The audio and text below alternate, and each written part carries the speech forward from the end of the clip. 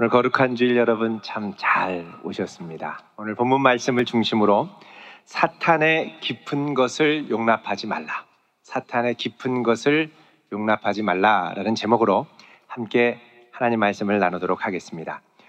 오늘 본문의 말씀은 요한계시록에 등장하는 소아시아 7교회 중에 네 번째 교회인 두아디라 교회를 향한 말씀입니다.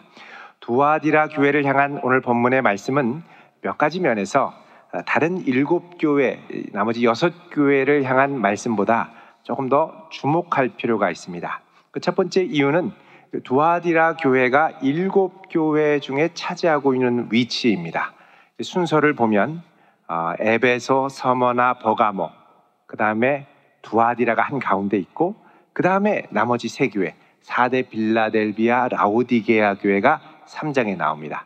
또 지리적으로도 두아디라 교회는 에베소 교회로부터 가장 먼 곳에 떨어져 있는, 그러나 한가운데 7교회 중에 딱 중간 지점에 한 바퀴를 돌고 돌아오는 이 루트 중에, 원을 그리는 루트 중에 한가운데 있는 교회입니다. 그런데 이 두아디라 교회를 향한 말씀이 한가운데 있기도 하지만 또 다른 한편으로 내용면에 있어서도 나머지 6교회에 비해서 가장 긴 구절로 되어 있습니다. 그래서 오늘 말씀에 이제 18절부터 29절 모두 이제 11절에 걸쳐서 가장 긴 구절로 되어 있고, 그리고 이 중에서 절반 이상이 무엇에 관한 거냐면 20절에 나오는 자칭 여선지자, 자칭 선지자라고 하는 여자 이세벨을 받아들인 것에 대한 말씀입니다. 그만큼 이 문제, 자칭 여선지자를 받아들이는 문제가 심각하고 이 초대교회에 있어서 중요한 문제였다는 것입니다. 두아디라 교회는 이 자칭 여선지자라고 하는 이세벨을 받아들이기 전까지는 건강하고 균형 있게 신앙생활을 했었습니다. 이런 두아디라 교회를 향하여 예수님도 칭찬 먼저 하시죠. 자, 19절 말씀 오늘 같이 읽어보겠습니다. 시작. 내가 내 사업과 사랑과 믿음과 섬김과 인내를 아노니 내 나중 행위가 처음 것보다 많도다. 아멘. 자, 두아디라 교회의 성도들 중에 여기 보면 내 사업과 그러죠. 교회의 대다수가 사업을 하는 사람들이 많았습니다. 소상공인, 자영업과 같은 사업을 하는 사람들이 많이 있었습니다. 이 두아디라 도시는 이 버가모에서 사대로 가는 이 로만가도, 로마의 길을 따라서 남동쪽으로 한 65km 정도 떨어져 있는 내륙 상업도시입니다. 여기가 1세기 전까지는 끊임없는 정복 세력들의 약탈로 상당히 이 지역이 불안정했지만 주전 1세기에 로마가 이곳을 정복하고 여기를 군사적인 전략 도시로 삼으면서 빠르게 안정을 찾고, 그리고 다양한 상업 그리고 제조업이 융성한 도시로 번성하기 시작했습니다. 그래서 이 두아디라에는 다양한 사업의 기회가 있었고 또 다양한 상업 조합, 길드가 있었습니다.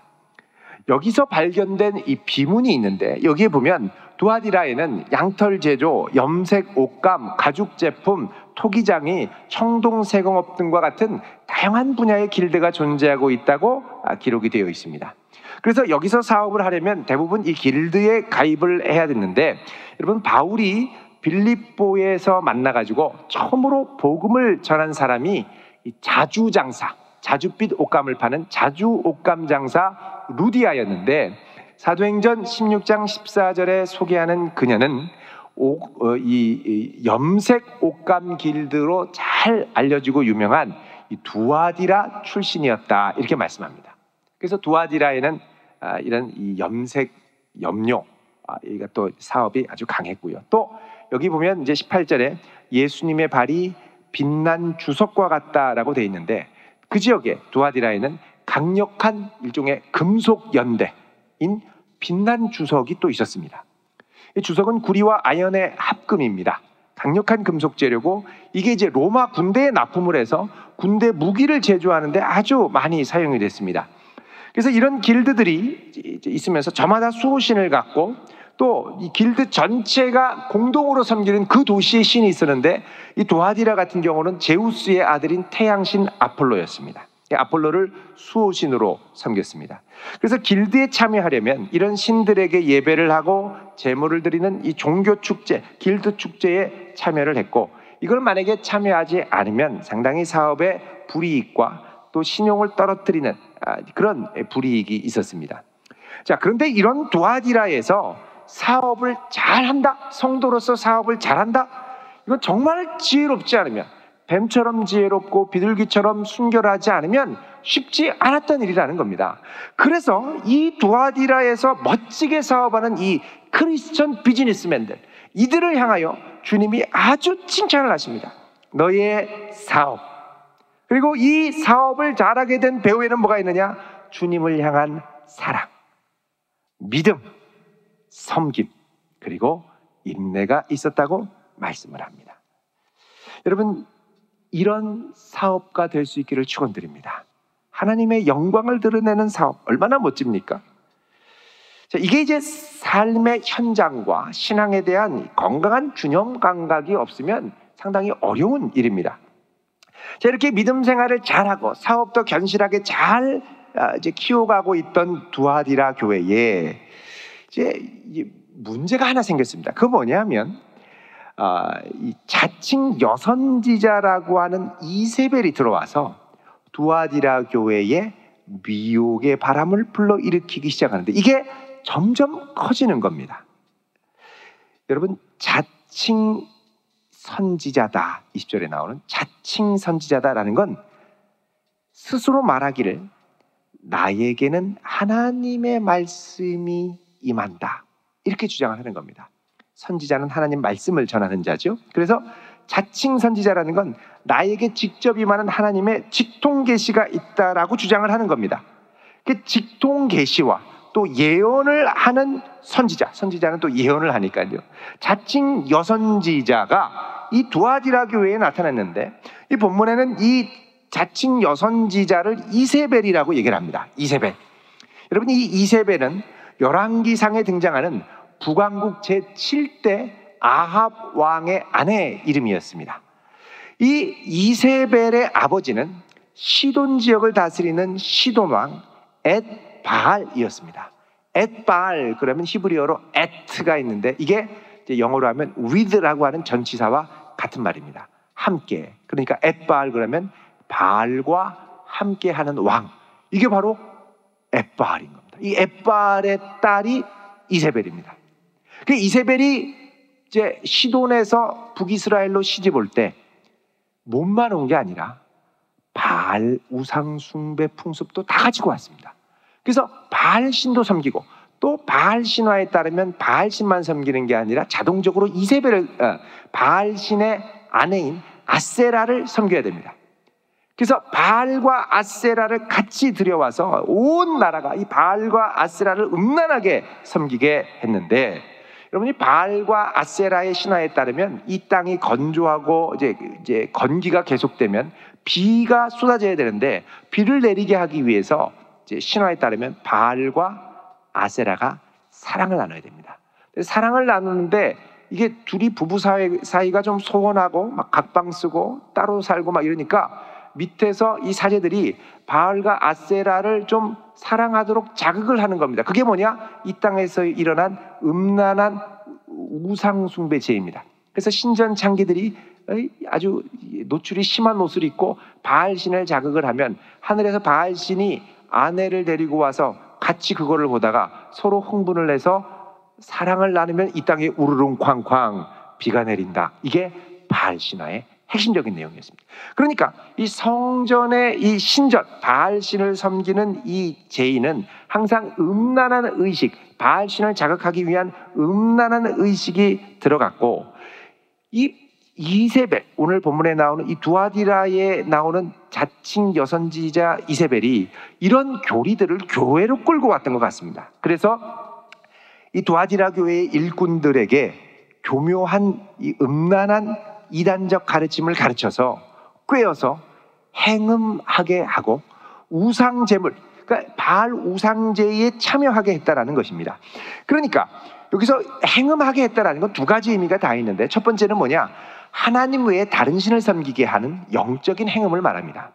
두 번째는 영적인 행음만이 아니라 실제로 이 바알 제의와 그 당시에 있던 여러 이교신을 섬기는 제의에는 음란한 이교의식이 있어서 실질적으로 음행을 감행했던 것으로, 그러니까 음란하게 혼음하는 가르침을 따랐을 가능성을 말합니다. 그래서 이 두 가지를 다 따라서 행음하고 우상의 재물을 먹게 됐다는 것입니다. 그래서 성경학자들은 여기 있는 이 자칭 여선지자 이세벨은 아마도 이제 이방 종교의 신전 여사제나 신전 창기 출신이 들어왔을 가능성이 크다라고 봅니다. 자, 두아디라 교회. 그러면 왜 이 두아디라 교회는 처음에 이 여선지자가 와서 이 바알 신에서 했던 것과 같은 이상한 얘기를 하고 예언을 할 때 바로 제재하지 못하고 이걸 허용하고 받아들였을까요? 그 힌트를 우리가 어렴풋이 알 수 있는 게 19절의 말씀입니다.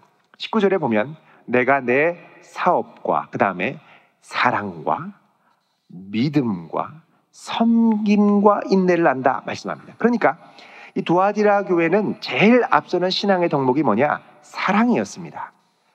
사랑 다음에 믿음입니다. 그러니까 사랑이라는 이름으로 이세벨에 대한 경계를 풀고 그녀를 포용하고, 그러다 보니까 이 이세벨이 서서히 기도하다가 주님이 말씀하신다 그러고 직통 계시 받았다 그러고 그러면서 점점 사람들에게 영향을 끼치면서 너희가 네 속 상태가 다 보인다고 투시의 은사가 있다 그러고 이러면서 막 휘젓고 다니도록 허용하다 보니 문제가 커졌다는 것입니다. 자, 이런 현상은 한국 기독교의 이단 역사에도 등장합니다. 한국 개신교가, 우리나라 기독교가 1885년에 이 아펜젤러와 언더우드 선교사를 통해서 들어왔죠. 그러니까 개신교가 들어온 지 한 135년 정도가 됩니다. 그런데 한국 기독교가 들어온 지 한 30년쯤 지나면서 이제 자생적인 이단이 출몰하기 시작합니다. 그런데 이런 자생적인 이단들이 출몰할 때 항상 그 출발점에 보면 직통계시를 받은 자칭 여선지자들이 꼭 등장합니다. 직통계시를 받은 여선지자, 여러 사람들이 있는데 크게 대표적으로 한 3사람 정도를 이야기할 수 있습니다.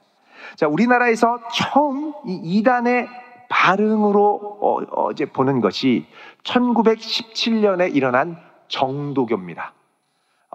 바를 정자의 길도자죠.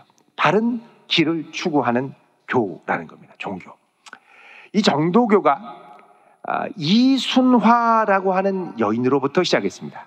이 이순화 여인은 1870년 12월 20일 경남 거창에서 탄생했습니다. 당시 이제 38살 때 아들이 있었는데 아들이 5살이었습니다. 근데 5살 아들이 병에 걸렸습니다. 그래서 의원을 찾아갔는데도 효험이 없고, 그래서 용하다른 무당을 찾아갔는데도 효험이 없고, 근데 주변에 누가 와서 교회 가보라는, 교회. 그래서 교회에 갔는데 교회에서 예수님이 병자를 치유한다는 얘기를 듣고 기도를 했는데 기도 3일 만에 아들이 눈에 띄게 차도가 생겼습니다. 그래서 너무 기뻐서 더 열심히 또 3일을 기도했는데 거의 다 나은 거예요. 기도를 그치지 않고 완치가 될 때까지 한 달간 기도했더니 아들이 완치가 됐습니다. 이 체험 후에 이 이순화 여인은 확신을 갖고 그 다음부터 5년간 밤낮으로 무릎에 피가 날 정도로 열심히 기도했습니다. 요즘에 무릎 꿇고 기도하는 분들이 별로 없죠. 다 앉아서 엉덩이에 오늘날로 하면 땀띠가 날 정도로 기도한 거죠. 옛날에는 무릎에 피가 날 정도로 기도한 거예요. 자, 그런데 그렇게 기도했는데 이제 문제는 뭐냐? 말씀을 제쳐두고 기도만 한 겁니다. 이때는 항상 문제가 생겨요. 기도만 하다가 1917년에 그녀의 나이가 48살이었을 때 황홀경 중에 계시를 받았습니다. 그리고 그 계시의 내용을 갖고 교회를 돌아다니면서 전국에, 그때 일제시대였는데 전국을 돌아다니면서 계시의 내용을 말하고 또 기도해 주니까 병 낫는 역사들도 일어나고 그러면서 사람들이 많이 따르기 시작했습니다. 그러다 보니 일본에서 예의주시하게 됐고, 그때 이분이 또 받은 계시 중에 하나가 저 일본 천황은 망한다 이거였습니다. 근데 그거를 일본 순사들이 듣고 보안법 위반으로 잡아서 감옥에 집어넣죠. 자, 감옥에 집어넣어서 3년 6개월간 징역살이를 하고 1923년에 나옵니다. 나오면 이제는 이제 주님 앞에 더 열심히 해야 될 것 같은데 1924년에 감옥에서 계시를 받았는지 자기를 따르는 400명의 신도와 함께 또 가까운데 계룡산 신도안에 들어가서 기독교와 유불선을 혼합한 정도교를 창시하고 자기를 대천주님 아니면 줄여서 주님이라고 불렀습니다. 이게 바로 한국 자생이단 최초의 시작이었습니다. 그러니까 기도하다 병 낫고 직통계시 받고 여선지자 됐다가 대천주님이 되고 주님이 된 겁니다. 자, 이 이순화 여인보다 12년 후인 1882년에 태어난 김성도라는 여인이 있습니다. 이분은 우리나라 이단에 아주 큰 줄기를 형성했던 시조가 됩니다. 이 여인은 어린 나이에 자기보다 27살이 많은 이 진사 대감집에 셋째 부인으로 들어갑니다. 그러니까 27살 연상이니까 아이를 낳기 위해 들어갔는데 얼마나 스트레스가 많았겠습니까? 그래서 아이를 낳고 정신병 증세가 생겼습니다. 근데 아무리 해도 또 낫지가 않는 거예요. 근데 그때 교회 가면 낫는다 얘기를 듣고 예수를 믿고 치유를 받았습니다. 이후에 남편이 이제 27살 연상이라고 그랬죠. 얼마 안 돼서 죽고 나서 그 다음에는 밤낮 기도에 정진했습니다. 여기서도 이제 항상 문제가 기도만 한 거죠. 기도에 정진하다가 입신을 했습니다. 영혼이 이렇게 가서 예수님을 만났어요. 근데 여러분, 예수님을 만나서 말씀을 하시는데 예수님이 예를 들면 사랑한다 내 딸아 너의 고난과 고통을 안다 이러면 얼마나 좋습니까? 근데 예수님이 하시는 말씀이 조금 이상합니다.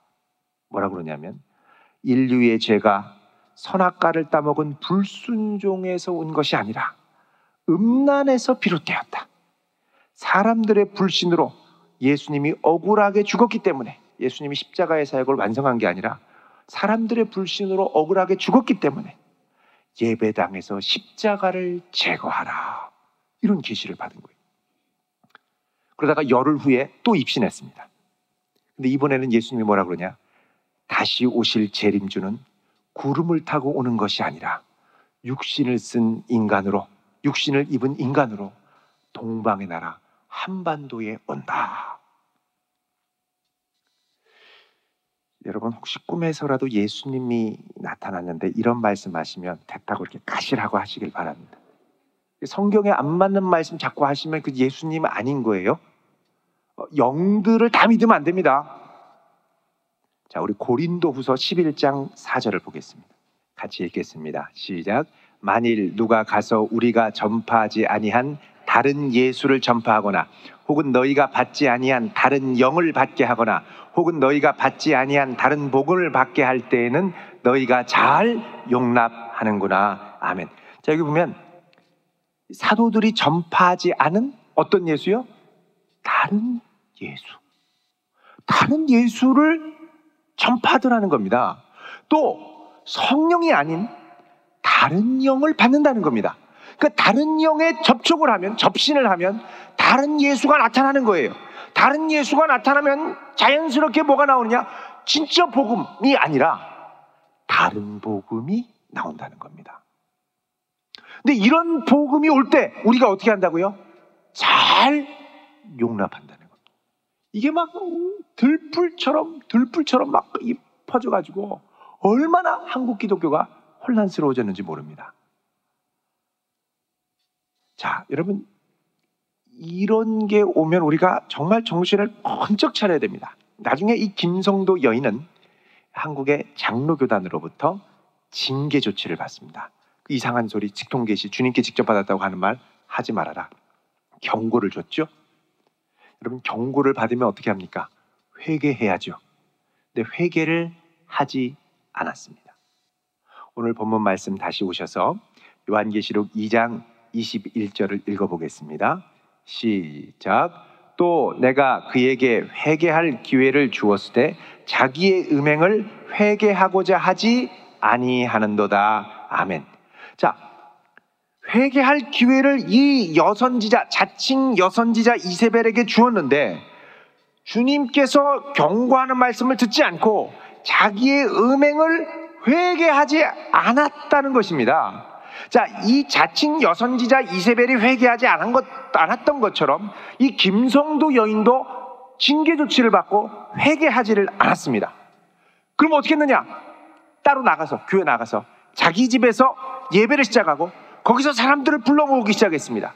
그래서 사람들이 많이 모이고, 왜냐하면 이 여인을 통해 치유 역사가 막 나타나고, 그리고 투신사 막 꿰뚫어 보는 거예요. 다 보인다 그러고 예언하고 막, 그러니까 막 다 뒤집어지고 오는 거예요.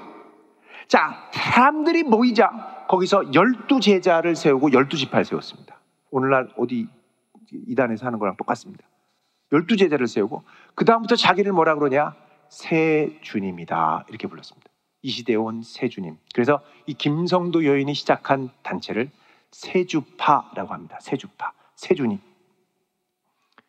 그래서 이들은 구약시대에는 여호와의 이름으로 기도하고 신약시대에는 예수님의 이름으로 기도한다면 이제 마지막 새주님의 시대에는 새 이름으로, 새주님의 이름으로 기도해야 된다. 그래서 새주님의 이름으로 기도합니다. 그때 벌써 그렇게 한 거예요. 자, 세 번째 여인은 1897년, 지금부터 123년 전입니다. 이때 태어난 정드근이라고 하는 여인입니다. 정드근. 이분도 기도를 많이 했던 분입니다. 여러분, 말씀 제쳐두고 기도만 할 때 위험합니다. 기도를 많이 하다가 직통계시를 또 받았습니다. 내용은 뭐냐? 인류 최초의 죄는 천사장 루시퍼와 하와와의 성관계를 통해 발생했다는 겁니다. 여러분, 천사가 무슨 성이 있습니까? 하늘의 천사는 시집가고 장가가는 일이 없습니다. 그런데 인류 최초의 죄는 루시퍼와 하와의 성관계를 통해 발생했다는 거예요. 선악과를 따먹었다. 어떤 교주는 오다가 동네 양아치들이 내가 따먹었다 그 얘기를 하는 걸 듣고 이건 성관계구나 이렇게 생각을 하고 그 다음에 이거를 풀어가는 거예요. 그래서 선악과를 따먹은 건 성관계였다는 거예요. 창조 이래로 잃어버린 모든 것을 다시 찾는 이제 복귀의 역사를 하나님이 하고 계시는데, 이것은 피가 깨끗하게 된 생명의 사람, 영생할 수 있는 존재를 통해서 그 존재로 바뀌면 에덴 복귀의 역사가 일어난다. 그래서 이거를 혈통복귀 사역이라고도 하고 혈통복귀 역사, 또 피가름의 역사라고 합니다. 거룩한 피가 갈라지는 거죠. 그래서 이거는 하나님이 이 정드근 여인을, 내 피를 깨끗하게 해서 이 여인을 통해서 하나님이 택한 사람과 영체 교환, 영과 같은 깨끗한 몸, 영체를 서로 교환함으로 피가름을 통해서 피를 깨끗게 하여 이 시대에 이 죄사함을 얻은 백성들을 퍼뜨려야 된다. 이게 바로 피가름 교리입니다. 그래서 이 정드근 여인은, 김성도 여인은 이 원래 뿌리가 음란이다 이론적으로만 주장을 했다면 이 정드근 여인은 이거를 실행을 했습니다. 그래서 한 가정집을 택해서 그 가정집에 하나님이 택하신 세 사람을 불러서 자신의 피를 나눠주는 피가름 행사를 한 달 동안 했습니다. 이때 참여한 사람들이 있는데 그 사람 중에 하나가 한국 신흥 종교사학자인 이 최중현 교수에 따르면 신앙촌을 시작한 박태선 교주입니다. 또 다른 연구에 따르면 나중에 이 피가름 교리를 가르치는 종교의 또 다른 종교의 이 교주, 여러분 아마 들어보셨을 겁니다. 문선명 통일교죠. 26살 때 40세의 정드근 여인을 만나서 세 차례에 걸쳐 영체 교환 행사를 한 후에 성관계를 가진 거죠. 그리고 나서 나는 죄가 없는 인간이 되었다라고 선포를 하며 활동을 했다는 것이죠. 이후에 정득은 여인은 자신을 깨끗한 피를 주는 대성모 마리아라 이렇게 불렀고, 말년에는요 좀 힘들었습니다. 난잡한 성관계로 인해서 임질과 메둑에 걸려 고생을 하다가 생을 마감했습니다. 병원에 가서 치유를 받으라 그러니까 내가 기도하면 낫는다고 버티고 하다가 죽었습니다. 자, 우리나라 이 초창기에 나왔던 여선지자들 특징이 있습니다. 다 기도해서 직접 직통계시를 받는 여인들이었고, 입신도 하고 투시의 은사가 있어서 다 꿰뚫어 보고 수시로 주님이 말씀하시는 신비한 능력이 있는 여인들이었습니다. 그런데 모두가 다 말씀을 벗어나서 결국은 자기를 주님이라고 그러고 세주님이라고 그러고 아니면 성모 마리아라고 하고 예수님의 거룩한 보혈 말고 내 피, 새 피를 준다고 그러고 그러면서 타락한 말로를 걷게 됩니다.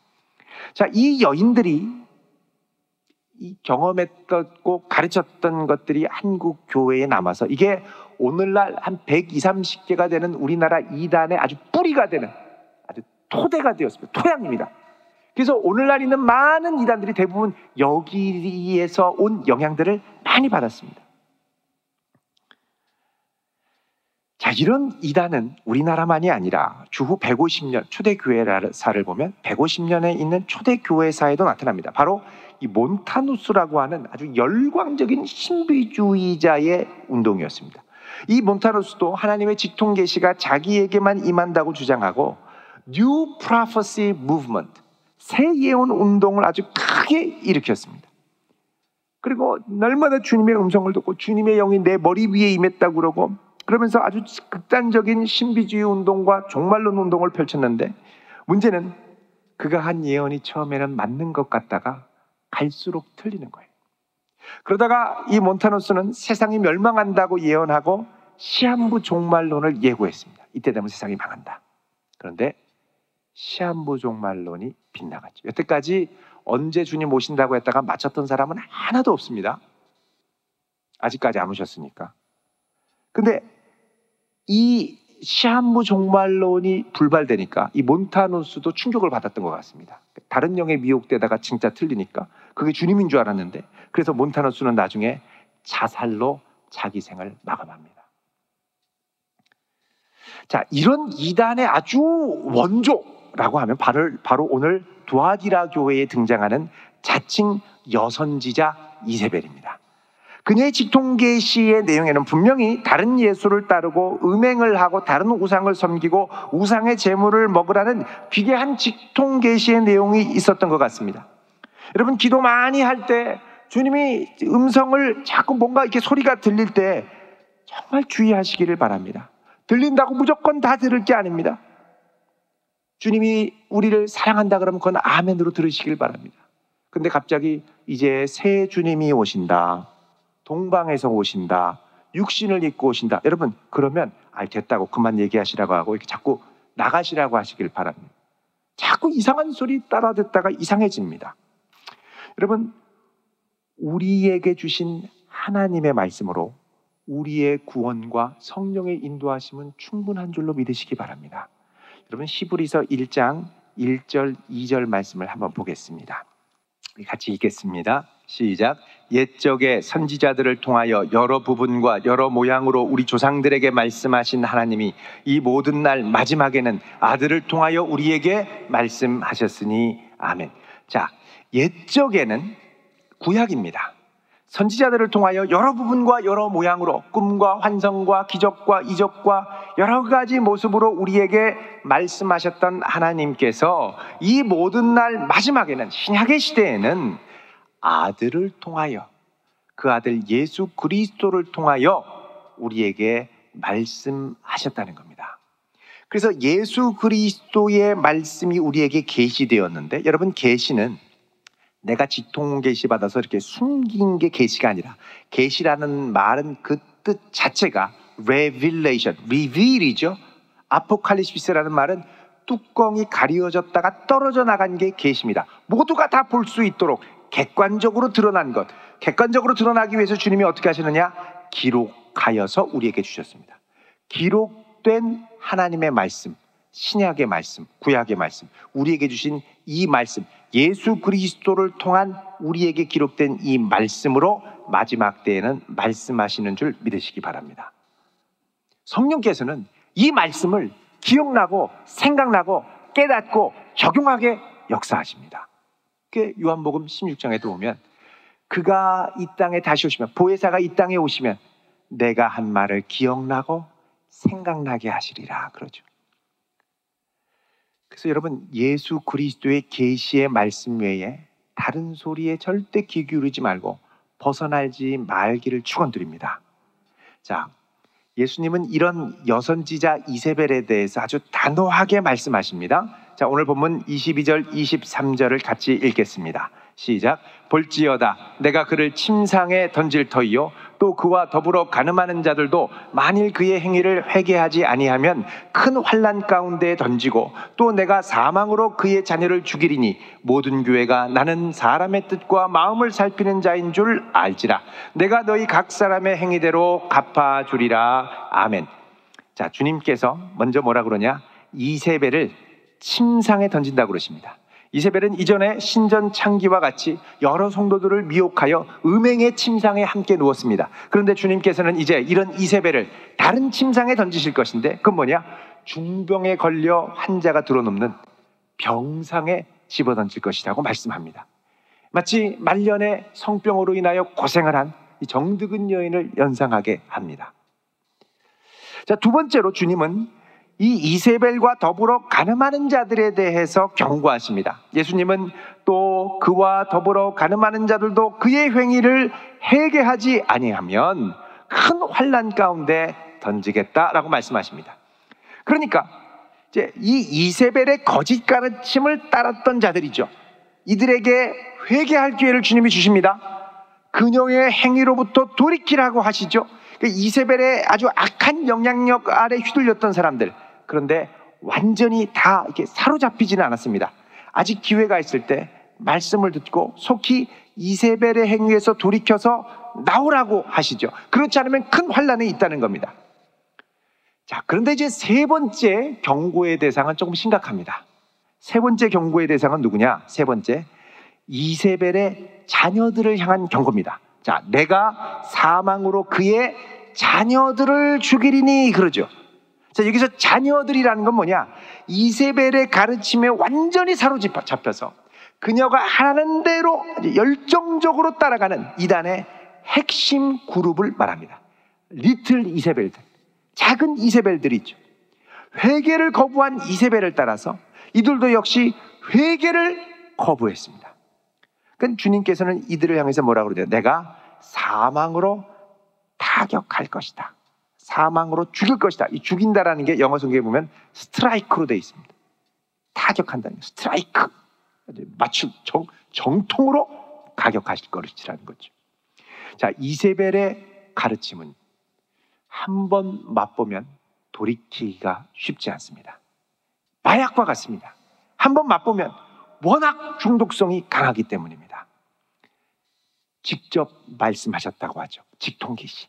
거기에다가 다른 교회에서는 들어보지도 못했던, 평소에 궁금해서 아리까리했던 걸 속 시원하게 얘기하면서 보암직도 하고 먹음직도 하고 아주 기괴한 교리에다가 그 다음에 신비로운 현상도 나타납니다. 막 다 뚫리고 보이고 막 쓰러지고, 거기에다가 영적인 미혹의 작용이 있습니다. 이런 교리와 거기 위에 악령이 그 사람의 영을 사로잡아서 이제 꼼짝 못하게 붙드는 거죠.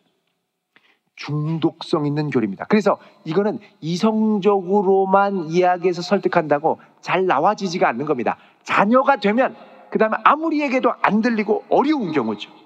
그래서 이런 중독성 있는 아주 독한 교리를 오늘 본문 24절에 보면 소위 사탄의 깊은 것이다 이렇게 말씀합니다.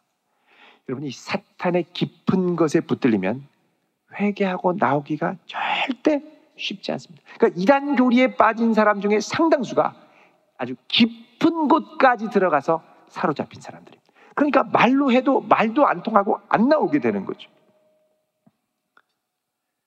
자, 주님께서 25절에 남은 성도들에게 권면하십니다. 25절에 다만 너희에게 있는 것을 내가 올 때까지 굳게 잡으라. 자, 너희에게 있는 것이 뭡니까? 예수님이 두아디라의 교회에 주신 말씀, 이것만으로도 충분하다는 겁니다. 이거 붙들고 신실하게 나아가야지 다른 거짓된 직통계시 이세벨의 교훈에 휘둘리지 않고 끝까지 주님 말씀 붙들고 나아가는 것, 이게 바로 믿음으로 이기는 것인 줄 믿으시기를 바랍니다.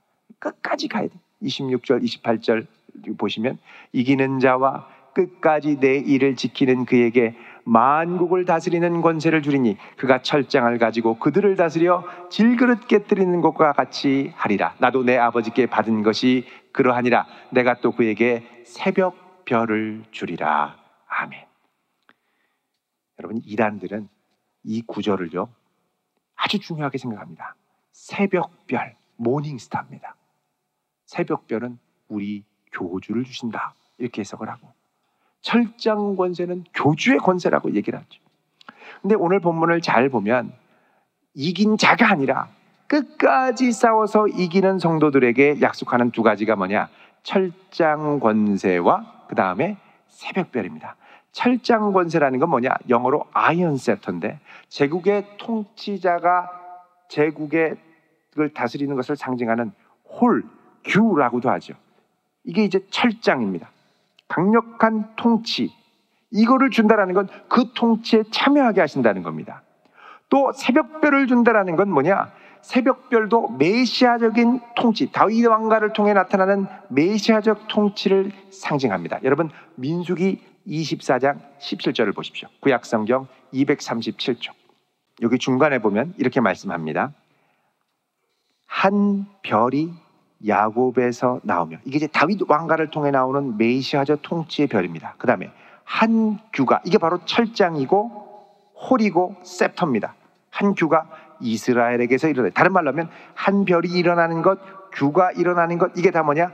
통치, 메시아적 통치가 일어나는 걸 의미하는 같은 표현이라는 것입니다. 그러니까 다시 이 요한계시록으로 오면 주님께서 철장 권세를 주고 새벽별을 준다는 건 메시아의 왕적인 통치에 너희들이 함께 동참해서 왕 같은 제사장으로 그분의 나라에 함께 참여하게 된다라고 약속하시는 것입니다. 오늘 말씀을 정리하도록 하겠습니다. 사탄의 깊은 것, 그 처음부터 대놓고 접근하지 않습니다. 항상 신기하고 놀랍고 달콤하게 다가옵니다. 신기하다고 붙들지 마시길 바랍니다.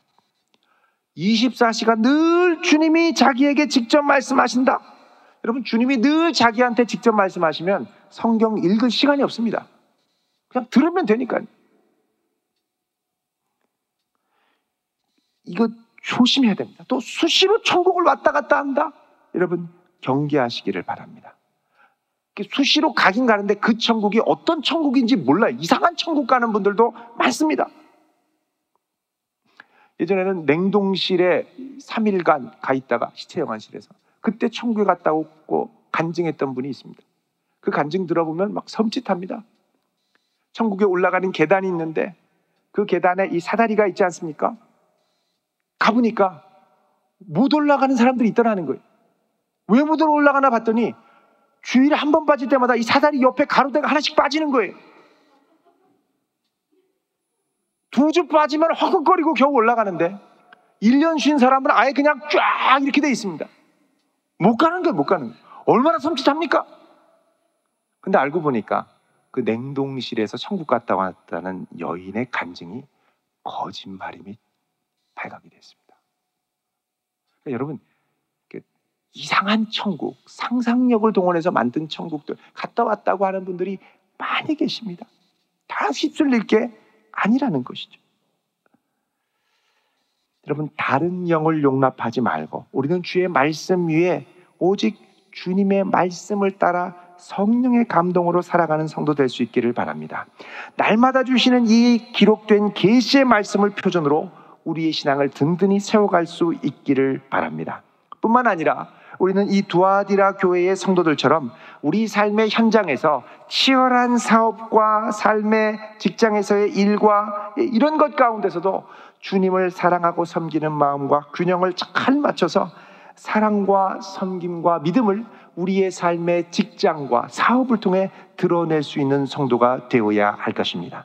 그리하여 우리 주님 앞에 칭찬받는 그리스도의 몸된 교회 성도 될 수 있기를 우리 주님의 이름으로 축원드립니다.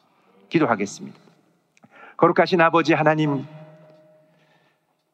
우리가 주님을 사랑하되 우리에게 주신 말씀을 끝까지 붙들고 그 말씀 위에 바로 서는 성도로 끝까지 사랑하게 하옵소서. 우리 삶의 현장에 허락하신 많은 사업과 일들을 주님 주시는 지혜와 능력으로 너끈히 감당케 하시고 날마다 우리 주님 말씀 붙들고 주님 사랑하는 성도로 서게 하여 주옵소서. 예수님의 이름으로 기도하옵나이다. 아멘.